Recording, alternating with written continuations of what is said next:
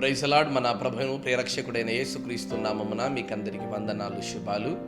ఈ దిన దేవుని వాగ్దానము నిర్గమాకాండం 14వ అధ్యాయం 14వ వచనం. యెహోవా మీ పక్షమున యుద్ధము చేయును. ప్రియదేవుని బిడ్డలారా, దేవుడు తన వాగ్దానాన్ని బయలుపరుస్తున్నాడు. దేవుడు మీ పక్షాన యుద్ధము చేయడానికి సిద్ధముగా ఉన్నాడంట. ఆలోచన చేయండి. అనేక మంది శత్రువులు నిన్ను చంపాలని ఆలోచన చేస్తున్నారా? అనేక మంది హేతువాదులు భయంకరమైన శ్రమలు పెట్టాలని నీ వైపు తిరుగుతున్నారా? అయితే నువ్వు భయపడాల్సిన అవసరం లేదు. దావీదు భక్తుడు అంటున్నాడు, 10,000 మంది దండెత్తి వచ్చినను ఏ అపాయమునకు నేను భయపడవాడను కాను అని.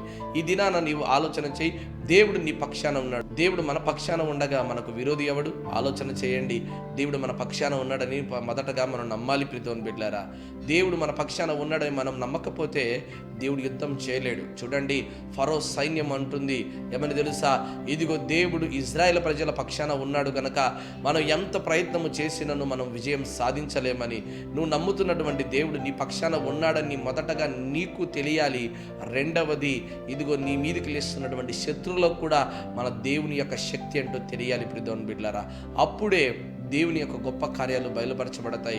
ఇదిగో ఆ ఫరో అంటున్నాడు, ఇదిగో దేవాది దేవుడు ఇజ్రాయెల్ పక్షాన ఉన్నాడు కనుక మనం ఎంత ప్రయత్నము చేసినను ఇదిగో ఈ కార్యము జరగదు అని ఇదిగో ఫరో సైన్యం అంటుంది. దావీదు భక్తుడు గొలియాతు మీద యుద్ధానికి వెళ్తున్నప్పుడు ఏమన్నాడు తెలుసా? ఇది దావీదు యుద్ధం అని చెప్పలేదు, యుద్ధం యెహోవాదే అన్నాడు. అనగా ఏంటి తెలుసా? దేవుని మీద భారం వేశాడు. నీ శత్రువులు నీకు తరుముతున్నారా? శత్రువులు భయంకరమైనటువంటి శ్రమలు పెడుతున్నారా? నిన్ను చంపాలని ఆలోచన చేస్తున్నారా? అయితే నువ్వు ఆలోచన చేయాల్సింది ఒకటేంటి తెలుసా? దేవుడు నా పక్షాన ఉన్నాడు, నాకు విరోధి లేడు అని. ఎప్పుడైతే దేవుడు నీ పక్షాన ఉన్నాడని నువ్వు నమ్ముతావో దేవుడు తప్పకుండా నీ జీవితంలో యుద్ధం చేసి నీ శత్రువు నీ పాదముల కింద తొక్కి నిలబెడతాడు. ప్రియదేవుని బిడ్డలారా, కాబట్టి ఈ దిన దేవుని వాగ్దానం నీ జీవితంలో నెరవేర్చబడును గాక. ఆమేన్.